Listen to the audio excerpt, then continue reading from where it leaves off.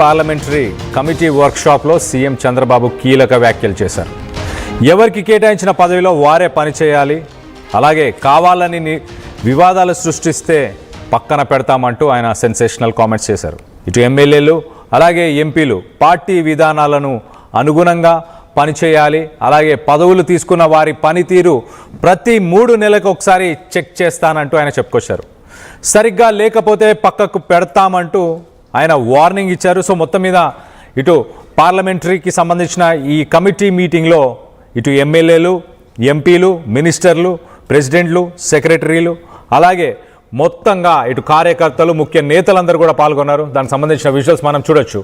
ఆయన లాస్ట్ రోలో కూర్చొని కార్యకర్తలే ఇంపార్టెంట్, పార్టీకి కార్యకర్తలే ఫస్ట్ ప్రిఫరెన్స్ అంటూ ఆ నినాదాన్ని ముందుకు తీసుకెళ్లే ప్రయత్నం కూడా చేసినట్టు తెలుస్తుంది. దీనికి సంబంధించి మరింత అప్డేట్ తీసుకుందాం. ఏపీ నుంచి మా ఇన్పుట్ ఎడిటర్ కృష్ణమోహన్ అందుబాటులో ఉన్నారు. కృష్ణమోహన్తో మాట్లాడి తెలుసుకునే ప్రయత్నం చేద్దాం. కృష్ణమోహన్, చెప్పండి, ముఖ్య ఉద్దేశం ఏంటి? ఈ కమిటీ మీటింగ్లో మెయిన్ అజెండా ఏముంది? అజెండా ఏం పెట్టుకొని ముందుకు తీసుకెళ్లే ప్రయత్నం చేశారు? కళ్యాణ్, బేసిక్ గా నిన్న పార్లమెంట్ వర్కింగ్ సమావేశంలో కూడా చంద్రబాబు చాలా సీరియస్ గానే చెప్పారు. అంటే ఎవరికి ఇచ్చిన పదవుల్లో వాళ్ళు పని చేసుకోవాలి, అవతల పనిలోకి ఇల్లు పెట్టడం, తర్వాత అక్కడ తన పరిధిని దాటి వేరే వ్యవహారాలు చూస్తే ఖచ్చితంగా పనితీరు మీద అంచనా ఉంది, పక్కకు పెట్టేస్తానని చెప్పి గట్టిగా చెప్పిన పరిస్థితి. అంటే అధికారులకి లేకపోతే నాయకులకి ఇచ్చిన వర్కింగ్ స్టైల్ ఏదైతే ఉందో వాళ్ళకి ఇచ్చిన పదవులు వాళ్ళకి ఇచ్చిన వర్కింగ్ స్టైల్లోనే పనిచేసుకోవాలని చెప్తే వేరే హద్దు దాటి ప్రవర్తిస్తే మాత్రం ఈసారి సీరియస్ ఉన్నది. ఇప్పటికే పలు కంప్లైంట్స్ వస్తున్నాయి అనేది సేమ్ స్ట్రైట్ గా చెప్పేశారు. ముఖ్యంగా ఆయన జరిగిన వ్యవహారాలు, తర్వాత ఇటీవల జరుగుతున్న కొన్ని ఇష్యూస్ మీద దృష్టి పెట్టారు. కొంత జరుగుతున్న పరిస్థితుల్లో ఏదైనా తేడా జరిగితే మాత్రం ఖచ్చితంగా మీకు ఇబ్బందులు తప్పవు అనేది ఆయన క్లియర్ గా చెప్పిన నేపథ్యంలో నేను ఒకటే ఇప్పుడు నేను కార్యకర్తగానే పనిచేశాను, అలాగే పార్టీ కోసం నిరంతరం పనిచేస్తుంటా. పార్టీకి తేడా జరగాలని ఎవరు వ్యవహరించినా కూడా వ్యవహారంలో ఉపేక్షించేది లేదు అనేది క్లియర్ గా ఆయన చెప్తున్న పరిస్థితి. ఆ దిశగానే పార్లమెంటు సమావేశంలో కూడా నాయకులకి, అక్కడున్న స్టీరింగ్ కమిటీ సభ్యులకి అందరికీ కూడా ఆయన క్లియర్ గా చెప్తున్నారు. అయితే కృష్ణమోహన్, మొత్తంగా ఎంతమంది పార్టిసిపేట్ చేశారు ఈ పార్లమెంటరీ కమిటీ వర్క్ షాప్ లో? అంటే వర్క్ షాప్ లో బేసిక్ గా దాదాపుగా ఒక 60 నుంచి 70 మంది ఉంటారు. అయితే చాలా ప్రాంతాల నుంచి కొందరు హాజరయ్యారు, గైర్హాజరయ్యారు. ఆ గైర్హాజరైన నేపథ్యంలో నాకు గట్టిగా వాళ్ళకు కూడా ఎందుకు ఇంత తక్కువగా హాజరవుతున్నారు, అసలు కమిటీ సభ్యులు కూడా హాజరు కాకపోతే ఎలా అనే దాని మీద కూడా కొంత సీరియస్ అయ్యారు. అయితే మొత్తం మీద అయితే ఆయన క్లియర్ గా ఒకటైతే చెప్తున్నారు, ఆహారం కొంత విమర్శలు రావడం లేదు, కొన్ని ఆరోపణలు రావడం వస్తున్న నేపథ్యంలో ఇక ఉపేక్షించేది లేదు. 2 సంవత్సరాలు ఎంజాయ్ చేశారు, ఇక వర్క్ మీద ఫోకస్ చేయాల్సిందే అనేది ముఖ్యమంత్రి వాదన. అయితే కృష్ణమోహన్, ఇటు కూటమికి సంబంధించి అంటే బీజేపీ అలాగే జనసేనను ఉద్దేశించి కూడా ఆయన ఏమైనా మాట్లాడారు ఆ పార్టీని కలుపుకొని పోవడం గురించి?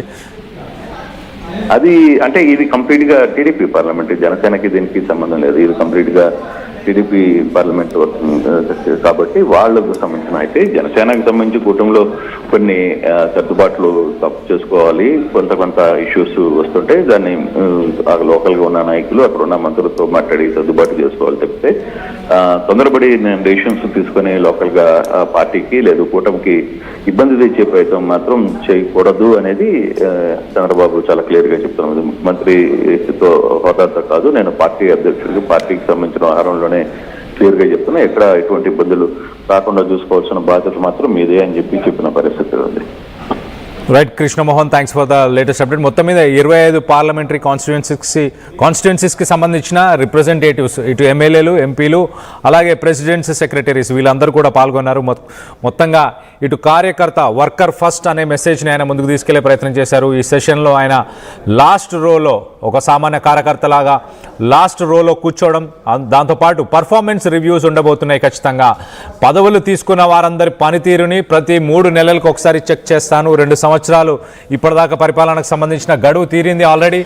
ఆ 2 సంవత్సరాలు సమయం తర్వాత ఇప్పుడు ఖచ్చితంగా ప్రోగ్రెసివ్గా ఉండాలి. నెక్స్ట్ రానున్న రోజులు పర్ఫార్మెన్స్ రివ్యూస్ తప్పకుండా చేస్తాము, ఒకవేళ పర్ఫామ్ చేయకపోతే పక్కన పెడతాము అంటూ చెప్పుకొచ్చే ప్రయత్నం చేసినట్టు తెలుస్తుంది. సో మొత్తం మీద ఒక అల్టిమేటం, ఒక వార్నింగ్, అలాగే ఇటు కార్యకర్తలకు పెద్దపీట వేయాలి అంటూ ఆయన ఒక డెసిషన్ మేకింగ్ కూడా చేసినట్టు తెలుస్తుంది. ఈ మధ్యకాలంలో మనం చూస్తే ఇటు పార్టీకి సంబంధించి కమిటీలకు సంబంధించిన పోస్టులన్నీ కొత్తగా పార్టీలోకి చేరిన వాళ్ళకే, పార్టీలో యంగ్ బ్లడ్కి ఆపర్చునిటీ ఇచ్చే విధంగా 83% వాళ్ళకి ఈ కమిటీ పోస్టులను కేటాయించినట్టు తెలుస్తుంది. అలాగే 33% మహిళలకి కూడా ఆ పోస్టుల్ని పెట్టినట్టు తెలుస్తుంది. సో సూపర్ 6 ప్రామిసెస్ ఏవైతే చేశారో వాటి మీద పురోగతి ఎలా ఉంది, అలాగే డెవలప్మెంట్ పరంగా ముందుకెళ్ళాలి అంటూ ఈ పార్లమెంటరీ కమిటీకి సంబంధించిన ప్రెసిడెంట్స్ని ఇన్వాల్వ్ చేస్తూ ఆయన మాట్లాడినట్టు తెలుస్తుంది. సో మొత్తం మీద దీనికి సంబంధించి మీరేమనుకుంటున్నారు? మీ అభిప్రాయాలను కింద కామెంట్ రూపంలో తెలియపరచండి.